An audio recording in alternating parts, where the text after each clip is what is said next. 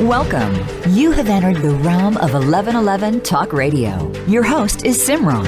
It's time to discover your own language with the universe. Empower yourself, broaden your mind, open your heart, and discover who you are. Now, here's your host, Simran.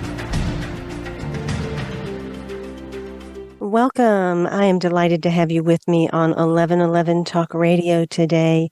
There is so much going on in the world, and I'm excited about the conversation that is going to take place today. I think there is more and more information about trauma that is passing through our world at this time. It is something that individuals are becoming more and more present to, but oftentimes we think about trauma as the really severe things that are taking place, such as when we look at a war taking place, or we think of someone having a home invasion, or someone experiencing deep trauma in their childhood. We often don't think about the everyday trauma that we might experience just by reading a newspaper or listening to the news on TV, sometimes even listening to a friend. We hear different experiences that are painful family situations, or perhaps we have a moment that reminds us of something that we don't even realize we were traumatized by, but it brings about all of a sudden these experiences of fight, freeze, and flee. And in this day and time, it is especially important that we not only address our trauma and be willing to be with it, but understand that there are different methods and modalities that can support us in coping and healing that trauma, but also having a better understanding of where that arose from and how we play a role in healing the collective, in healing our families, our generations, both prior and those to come. And as you move through your spiritual journey, you may have found that you picked up different types of modalities that you found worked well together to serve a greater purpose. And that is what took place for Nyaki. She has combined 3 different lineages to bring forth a way of working with individuals and healing that has really created profound movement in individuals' lives when it comes to trauma. Today we are talking about her book, Healing Trauma Through Family Constellations and Somatic Experiencing. And this is ancestral wisdom from the snail clan of Tanzania. She has born and raised in Mount Kilimanjaro slopes of Tanzania, Africa, and she came to develop her system for helping people heal past trauma by integrating her ancestral tribal wisdom with the fusion of 2 Western healing systems, somatic experiencing and systemic family constellations therapy. And in this book, she beautifully not only shares her journey to becoming a healer and how this was initiated by her grandfather, and also an understanding of her grandmother's lineage of healing, but she also discovered how combining somatic experiencing and systemic family constellations therapy would create a powerful system for releasing cellular memories and healing intergenerational and collective trauma that was hidden beneath the surface of suffering. And in this day and time, I believe that we are here on the planet to be those bridges and those channels that really support not only our own healing, but going back and bringing through the healing and the strengths of those that came before us, and alleviating the children to come from having to carry those same wounds and burdens that we have. So without further ado, I'd like to welcome Efu to 1111 Talk Radio. Welcome. It's so wonderful to have you here. Thank you very much, Simran. I'm very happy to be here. I'm excited to share this news about this new book here. It's a new book, but the work has been going on for a long time. Thank you very much. Well, it is beautiful work, especially in the way that it's combined. And as I was sitting and contemplating, in a way, you are doing the very thing that family constellation therapy supports people in doing. You have brought forward the strength of your grandfather's lineage, the healing that came from your mother's mother, you've kind of brought those forward through you as your strengths while also finding these different methods that can work. Can you tell a little bit about how these three intersect so beautifully, and maybe start off by explaining a little bit about the snail clan and how the snail medicine works into this? Thank you very much. Well, yeah, the snail clan is the same as this Nyaki clan, which is our clan. It's my clan where I was born to. There's a little story that is in the book. It's very interesting that our grandfather used to tell us that, those years, this war is something that keep on repeating years and years, right? Those days also, they used to have wars. That was like when my grandfather was young. And when our clan was a small clan, and it continued being smaller as time went on because there was a war.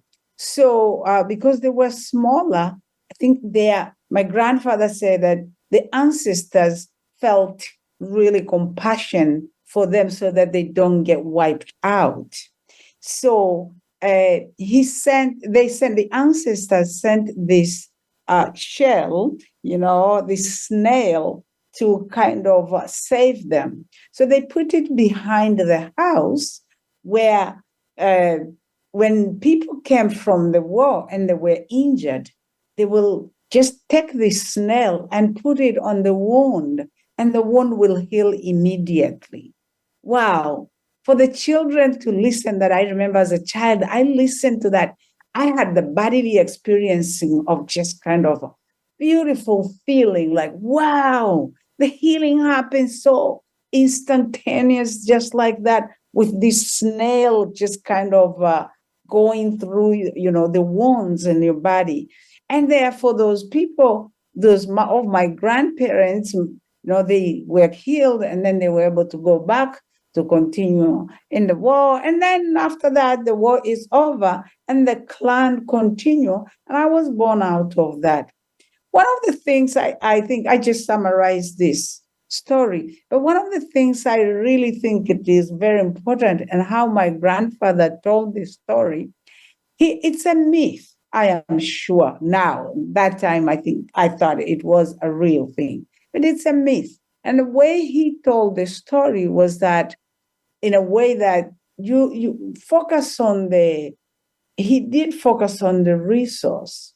Yeah, there's a war, people are being injured and hurt, but yet there is a healing that is happening, so that the children do not just get stuck with the understanding of the war, of which when they hear that, they carry it forward. But he comes in with the resource so that we know there's always a resource, so that we have the power within to stop the violence and the war.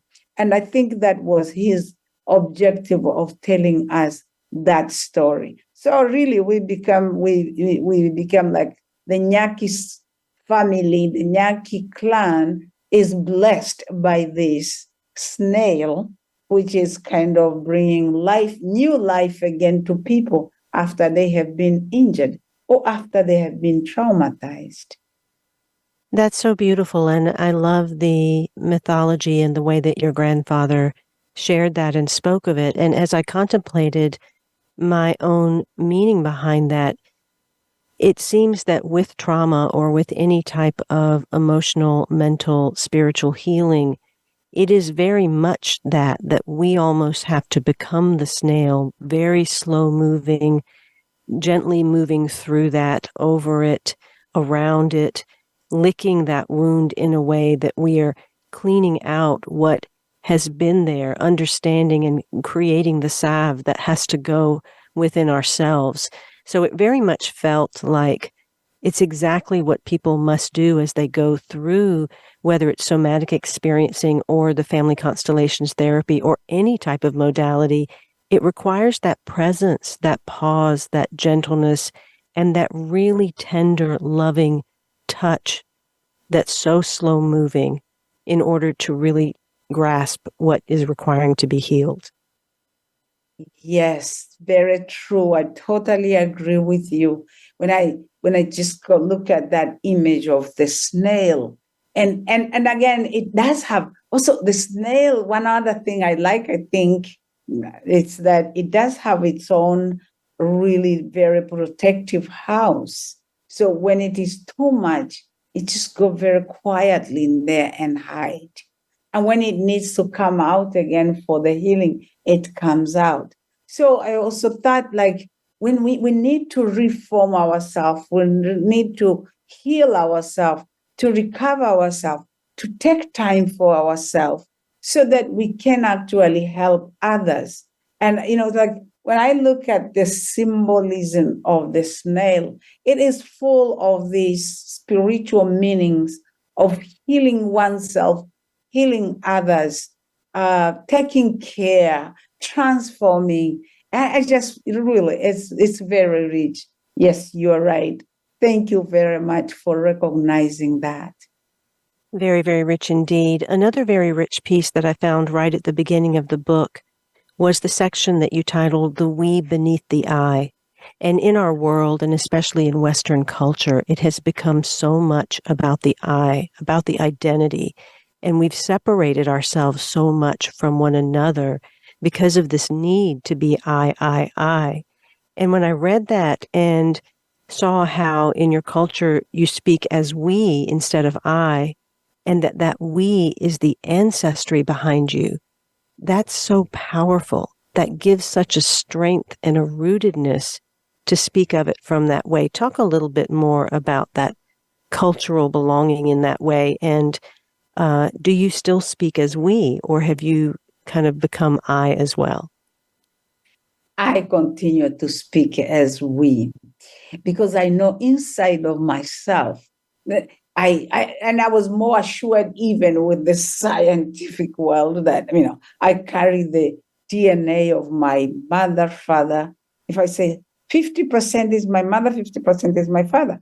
And then 25% is my grandparents, each of my grandparents. And then, half of the 25%, it goes, 8 point something, it goes back and forth all the way to seventh generation. You have always, each one of them are there. I mean, I can count, I don't know how many ancestors that I'm carrying in my body. So I actually feel, it's like you say, it's not just using that in my cortical brain, but it is feeling in my body.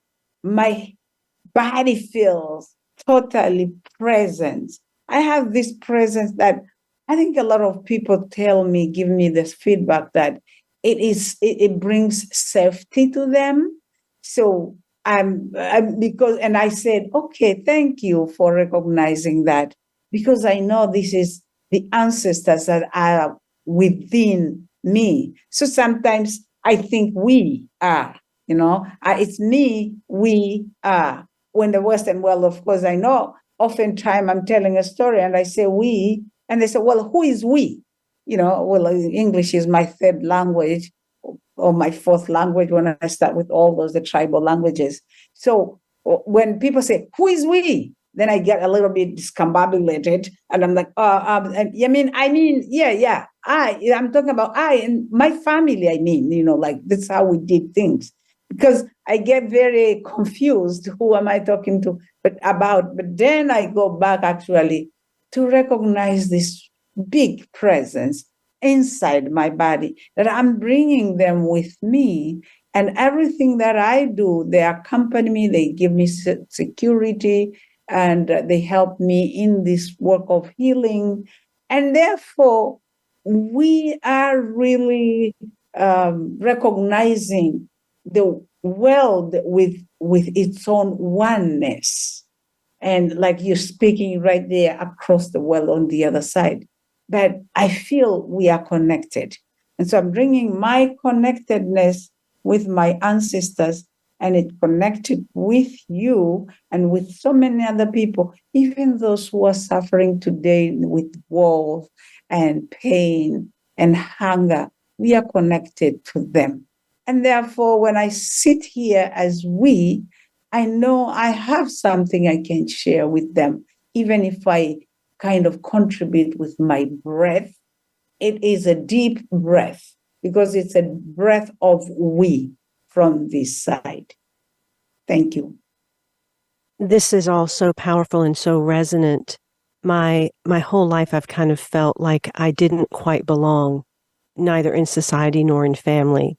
And after several traumatic experiences and moving through those and finding a sense of belongingness to myself, a few months ago, all of a sudden, I decided to go and find pictures of my grandparents and put them in my prayer room and meditation space. Now, growing up, we were never told any history. We didn't know anything about our grandparents or our families or where we came from. And that created a sense of lostness for me. And as I sat with them, with the pictures in my prayer room, I began talking to them. I began asking them to stand with me, to be with me, to help me remember who they are inside of me. And so as I read your book, this was so powerful in this recognition of understanding that we are not alone, we are not by ourselves, that we do have a lineage behind us, whether we are aware of that or not. But I think about the stories that are passed on today, and for so many, they get the stories of oppression, they get the stories of trauma, they get the stories of separation. But sometimes that lostness comes from not really knowing who we are or where we came from.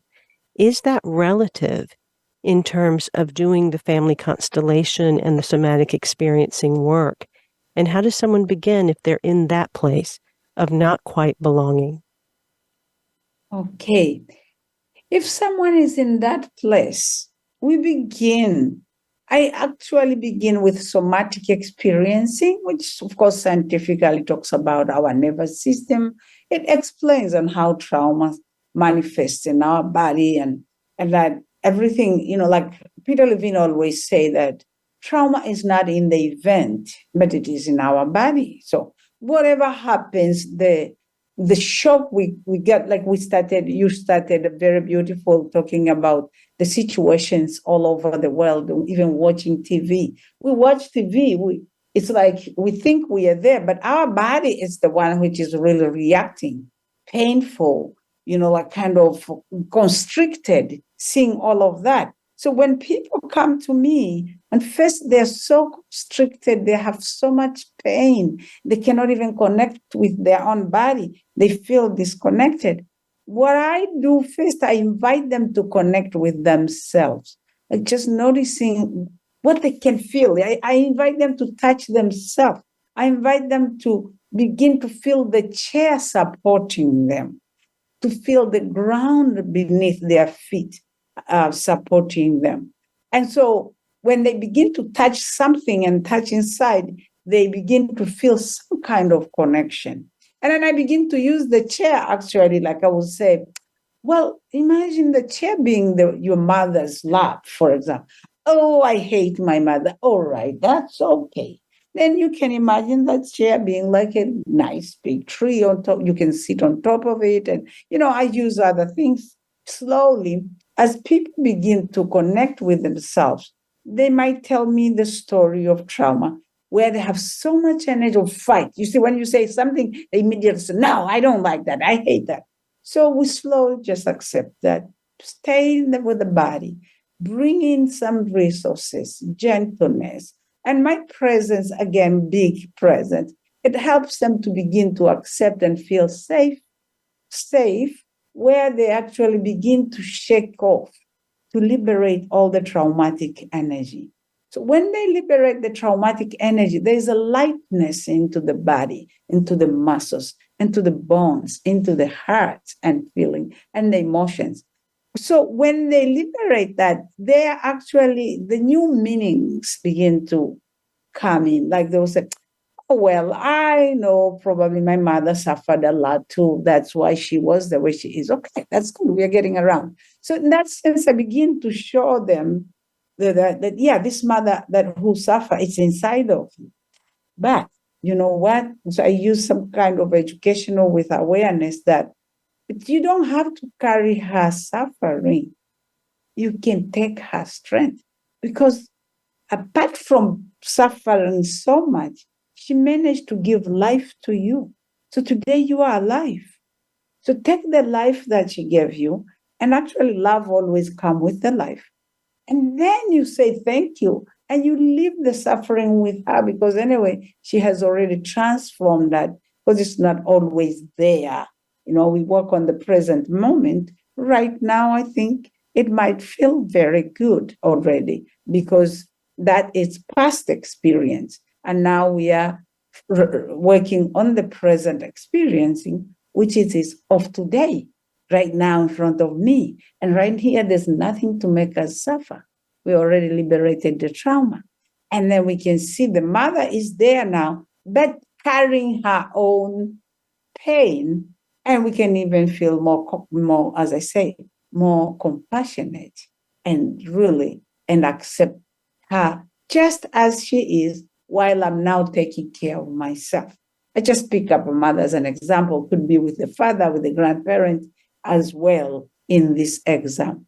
I'm not sure if I answered your question. Yeah, that was really beautifully responded to, Efu. And one thing I want to touch back on is we're really then looking at trauma is related to the nervous system. So when trauma is in this nervous system, so often people are walking around not even realizing that their body is in trauma. But the nervous system will reflect that, correct? There will be certain behaviors that indicate that trauma is present. Is that accurate? That is very accurate. My goodness, when the trauma is in the body, in the nervous system, we are talking actually about energy, a powerful energy. Because what is really trauma? Trauma is a response on how we felt when the event happened, right? We wanted to have defended ourselves. Even we're looking at the television and we see all those bombs being thrown. I mean, you feel like hiding, you feel like running away. You feel like go and find that person who is doing that and shake them down. Yeah, this is how we are reacting. And well, by doing that, our nervous system is really getting very tight, very ready to do this movement. But however, we are not able to complete it because there's a lot of other layers and fear and all that. So, and also because these things happen very fast. Trauma always happened very fast. So we have no time to organize ourselves to complete those reactions, those responses that we would like to have done in order to save our lives. So it's the mobilized energy that is powerful energy in our nervous system. So we walk around with that energy, and actually it changes completely our personalities. We might become somebody who is constantly aggressive, just always fighting. Somebody look at you, you're already fighting them, Somebody look at you, you're running away from them. Somebody's looking at you and you feel like a zombie, you cannot move, you cannot answer. So it changes our behavior completely. And I actually I'm pretty sure all the people who are fighting in the wars, most of them are actually very traumatized. And they're just replaying what have been played in them. So that is very sad. I mean, I'm hoping with this work, I continue with it every day and teaching so many people, because as the more we heal people, is the more we cut down the chances of repeating these traumatic events in our lives, in our planet Earth. That's so important for individuals to hear, that individuals that are at war or that create violence or outburst or anything like that, they've been hurt, they're carrying trauma, they're repeating cycles. That much of that is so unconscious because it is in the physiology. And in your book, you start off in the first section talking about managing stress. And stress is probably the most rampant thing that exists right now, and to really, really heightened degrees. Is stress a result of trauma? Yes, to some extent. Yes, stress is a result of trauma. Because when your nervous system is carrying this energy, because you cannot relax. Even when you go to sleep, you're sleeping, but you are defending yourself in your sleep. If you ever sleep with somebody, you can see them throwing their arms and hands there and and their limbs. They're constantly fighting. And therefore, the sleep is not really comfortable, deep. They wake up always tired. So with that, it begins to create stress also in their nervous system. And so they're always stressful in everything they do, in their own workplace, in their own daily life. Even when you're enjoying life with friends, you're stressful about it. So yes, stress is outcome of trauma. However, also another way that stress can also come out of our world, that it is telling us to rush, run. You know what I mean? You're sitting in a car, eating your sandwich, going to work. I mean, that creates stress. And you're driving, and then all of a sudden somebody passes you by, and you yell at them with your mouth full of food. You can just imagine that, see that image. So even if people are not traumatized, which is very rare, we're all very much traumatized, but very rare. So when you see somebody who is so stressed out, it's because we are also running so much. We are always looking to do something else, and it's I'm not sure. So what we are teaching also in these trainings of healing ourselves, it is to look into, slow down, be more present, do something and enjoy everything you're doing, noticing the sensations in your body, noticing the breath, noticing the heartbeat, because that helps us to slow down. Yeah, come out from running. So the rushing can also create stress, but most of it comes from trauma, of course. Slow down, pause, take time. Peter Levine says that trauma is perhaps the most avoided, ignored, belittled, denied, misunderstood, and untreated cause of human suffering. And Efu says in her book, many dysfunctions of the body, mind, and spirit are caused by unresolved issues surfacing from past traumatic experiences that leave feelings of unworthiness, loneliness, perceptions of rejection and abandonment, guilt and hopelessness, and physical and emotional pain. When we can connect with the bodily sensations, the pain and distress are released and we experience quietness and peacefulness. The main ingredient needed for healing to happen is humility that allows the soul and the body to manifest healing on many different levels. I invite you to connect with Efu Nyaki by going to healingtraumawell.com, pick up her book, Healing Trauma Through Family Constellations and Somatic Experiencing, Ancestral Wisdom from the Snail Clan of Tanzania. Again, the title is Healing Trauma Through Family Constellations and Somatic Experiencing. She does have 2 upcoming events. One is December 5th through 10th, the Advanced Level of Somatic Experiencing Training in Istanbul, Turkey. And in addition, she has in January Somatic Experiencing for BIPOC training, and you can find out more about that on the website. We'll be right back with more of Efu Nyaki right after these messages.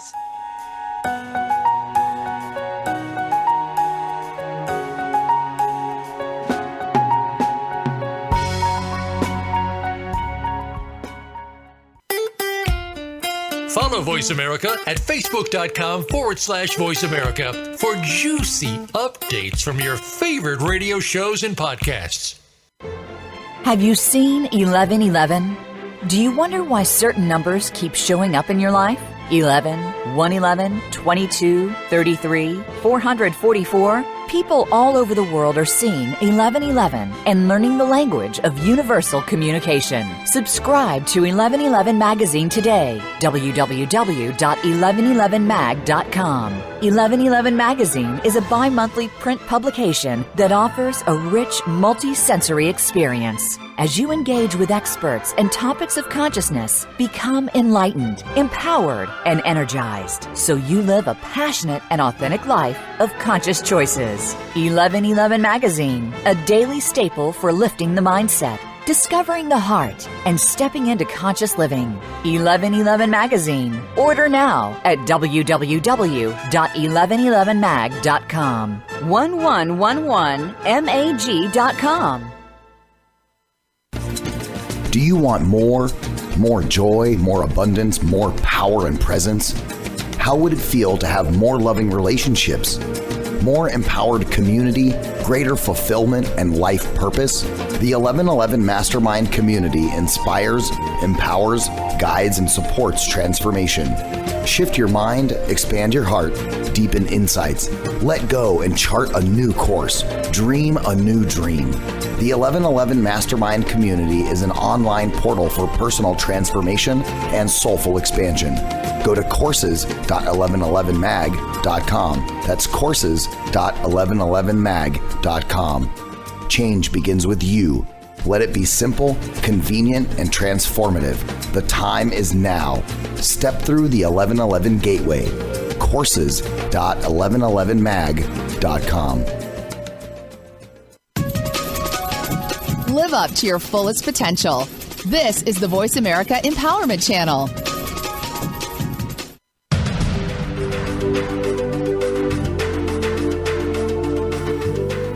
You are listening to 1111 Talk Radio. Simran is an award-winning author, publisher of 1111 Magazine, powerful speaker of wisdom, and a life mentor.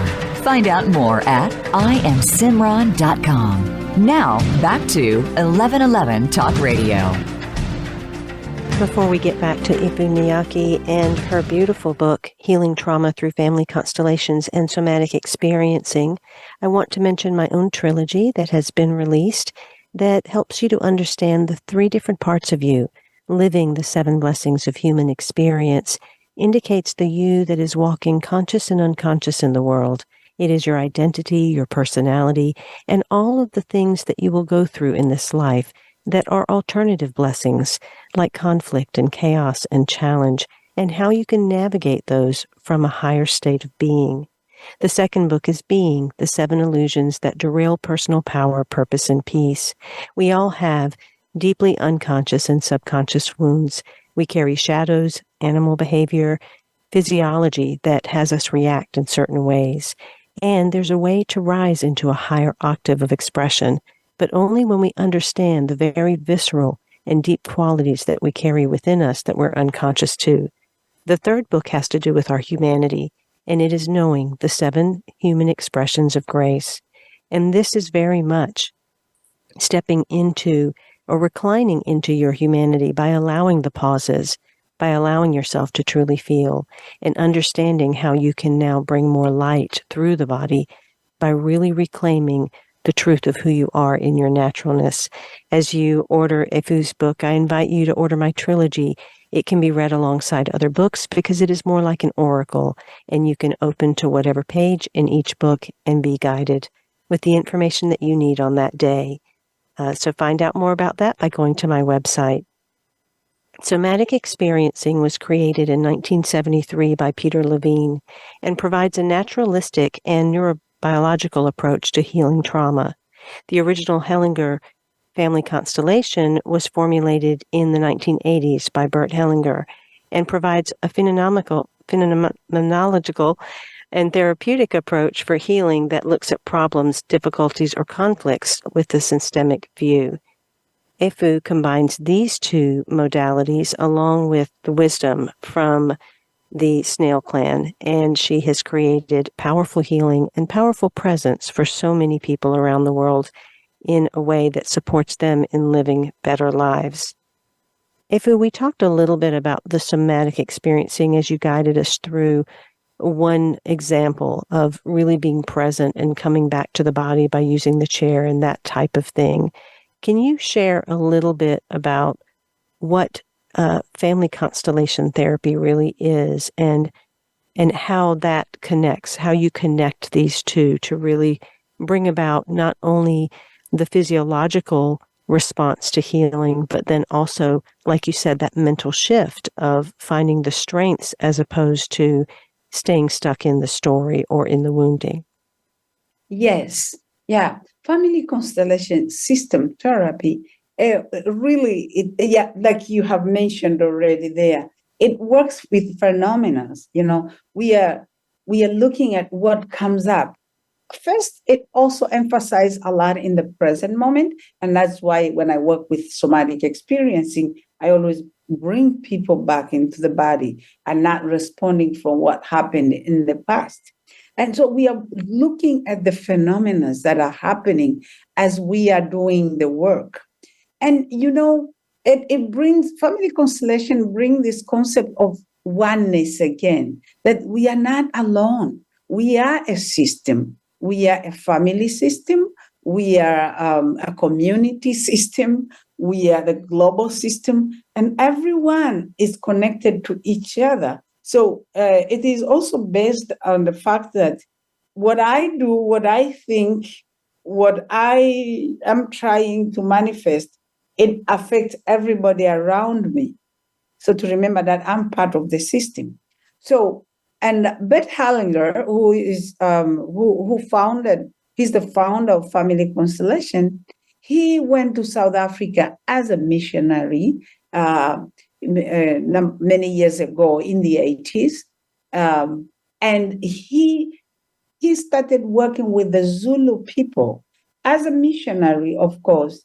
But he's somebody who his spirit was illuminated in a way that even with all the apartheid and discrimination that was there, he did it a little differently. He went and he immersed himself in the people's life, in the communities, in the poor sections where people lived their life very simply and rich of traditions and rituals. So he learned from their rituals 3 things that are very important, which we call them 3 orders of love.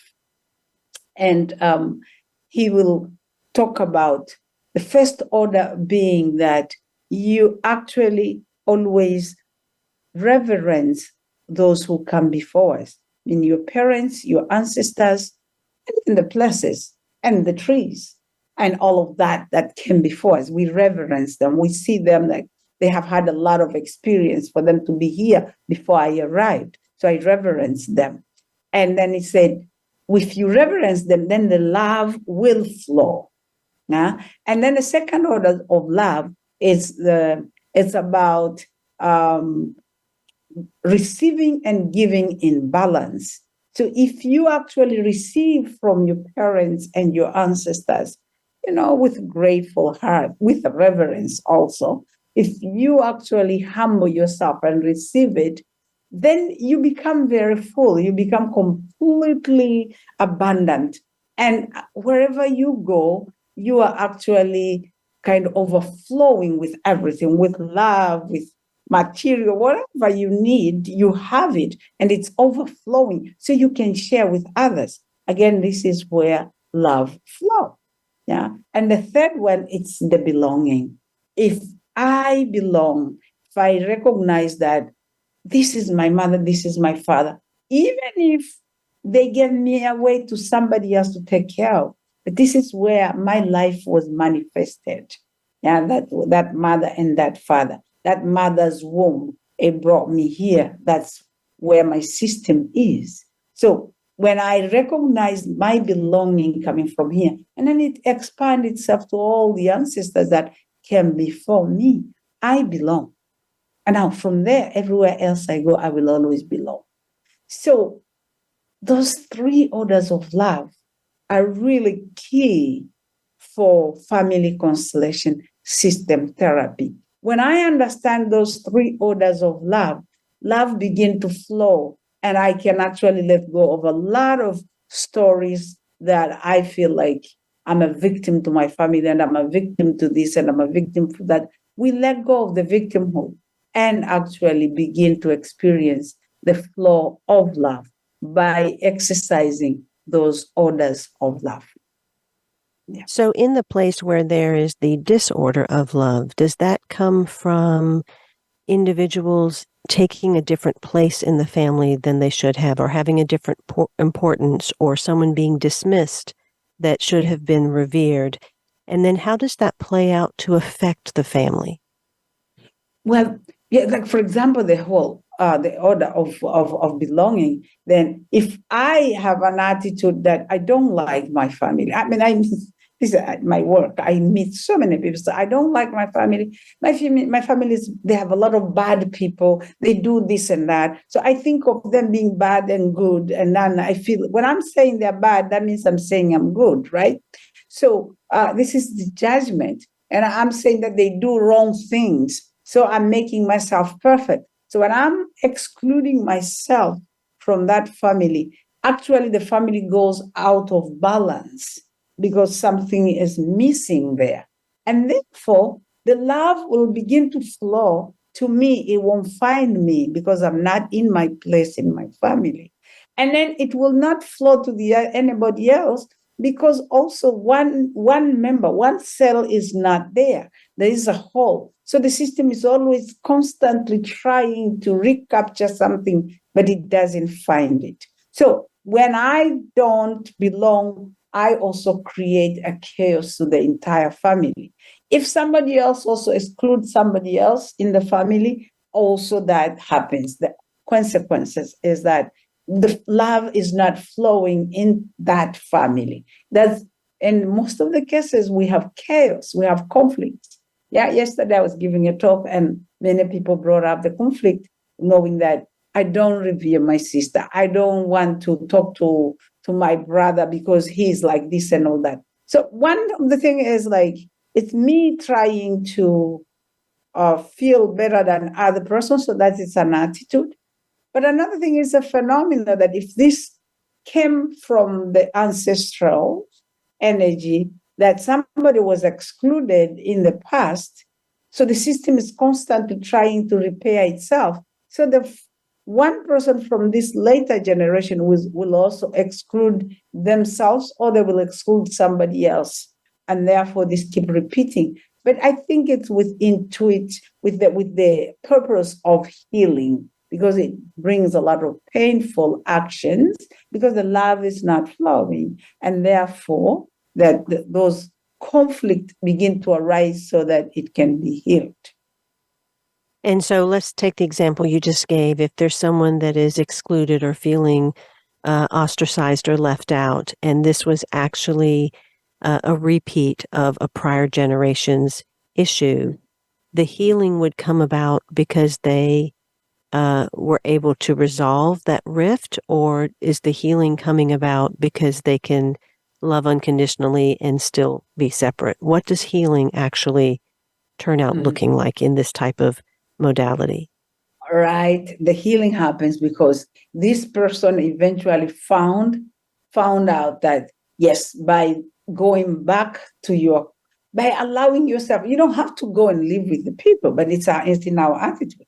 By allowing myself to belong, then I begin to feel peaceful, and the other people begin to also feel peaceful. So that's all you need to come back, to take your place. When everybody belongs, everybody else feel good. We see this many times in our sessions. Somebody come to open a family constellation, come to a therapy. They say they are resolving their own problems.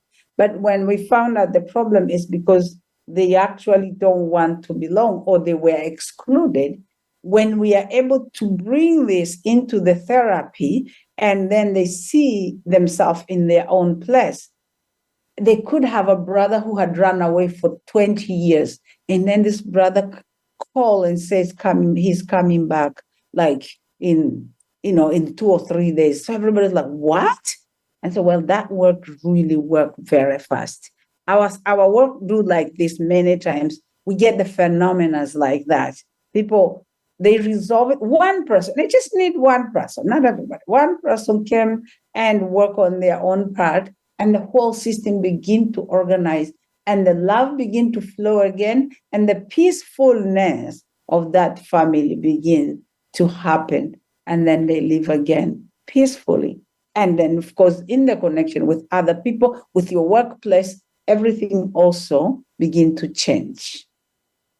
In the book, you talk about how when there are children, whether it's stillborn or miscarriage or something like that happens, they actually still hold a place in the family, even though they're not here. And Yes. that a non-recognition of them actually affects the family, creates the disorder. Yes, this is very interesting, actually. And you know what? This is something I want to even say. In my culture, we already did it very naturally. Yeah, when there was a stillborn, or there was also like a child died, or miscarriage. They are given a place. They are given a name. Always, they will have a name, and nobody will ever take their names. So, like, actually, the child who survive, if they came after them and they are having their wedding ceremony, there's a ceremony that is done first to the one who died before, the one who was not even born, was miscarried, to just say, well, if you were on this side of the world, if you were here, you would be actually getting married before your brother, before your sister. So now we are doing this ceremony for you so that you can open up the way for your sibling to be able to move on. So in that, we did those rituals to acknowledge the belonging of that soul. And so, of course, Beth Hellinger captured that from the people, Zulu people, which is, Africa in general, and is teaching it because we found so many complications in the family and conflict and separations of the couples because they couldn't recognize the miscarriage that happened. Once we invite them to include it in, actually the couples live more peaceful again, or they recover their relationship again. This is for real. We have a lot of this happening. There's some beautiful stories in the book that describe that with such power. I really appreciated reading some of the actual session work and how their families changed because of these different recognitions that you talk about. And it makes me think, doing this work shifts the family, but then families are what will shift our world. So it is energy. It is something that ripples out. And all of these global conflicts that we're having, they're in a sense just much larger expressions of the single family unit. It's just we're on a global scale.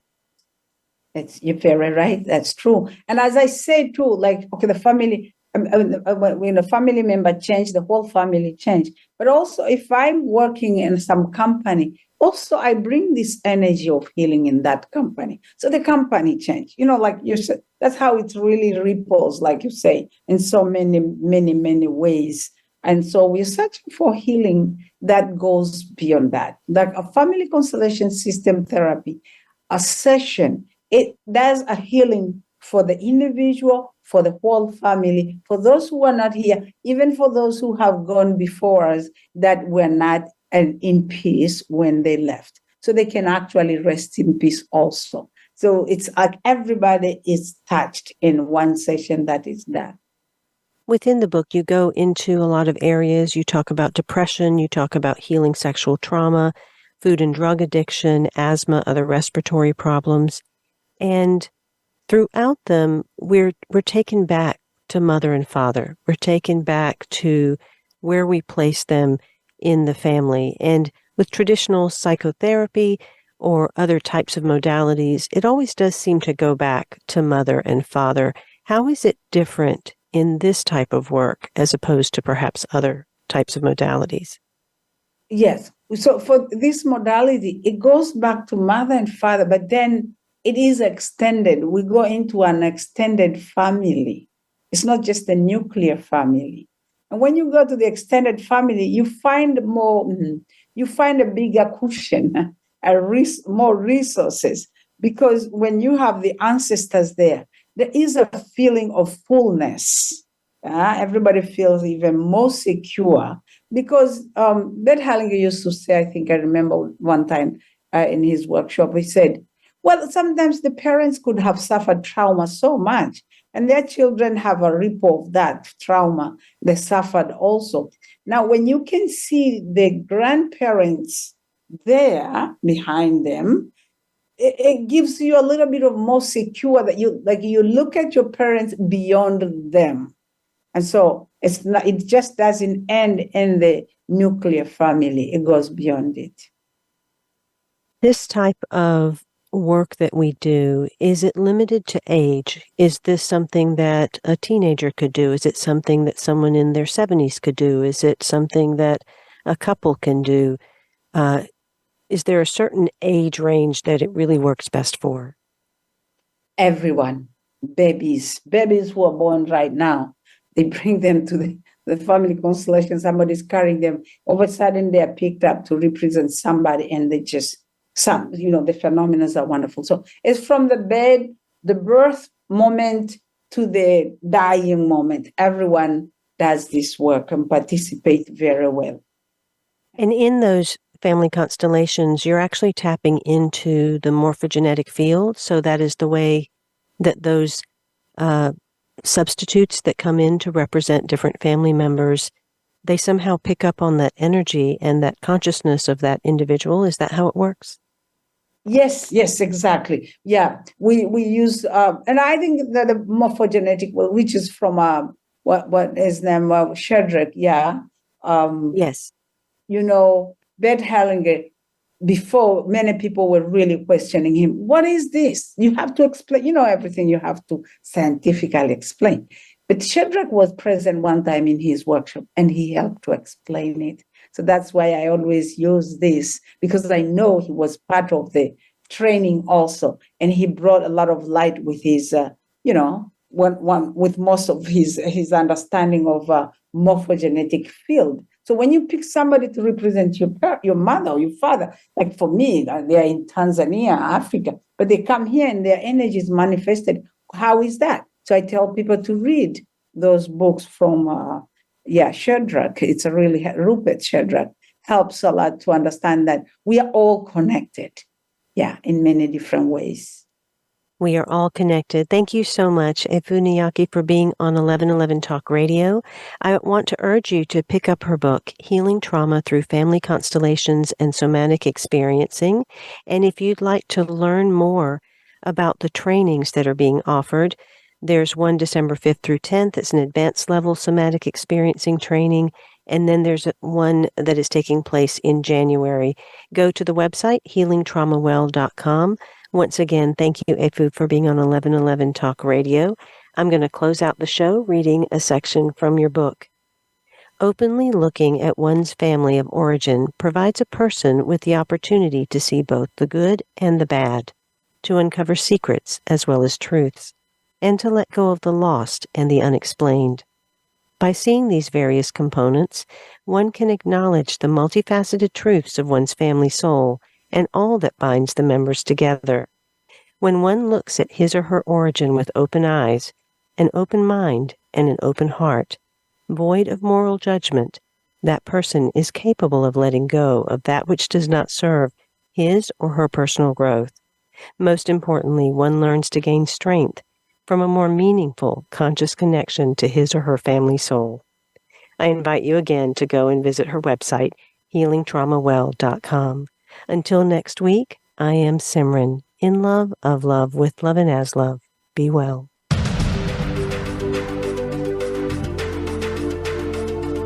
Thank you for opening your mind to a new reality, your heart to greater compassion, and your experience of aliveness with 1111 Talk Radio. Join host Simran next Tuesday at 8 a.m. Pacific, 11 a.m. Eastern Time to step through the gateway of conscious living here on the Voice America Empowerment Channel. Remember, you are not on the journey. You are the journey.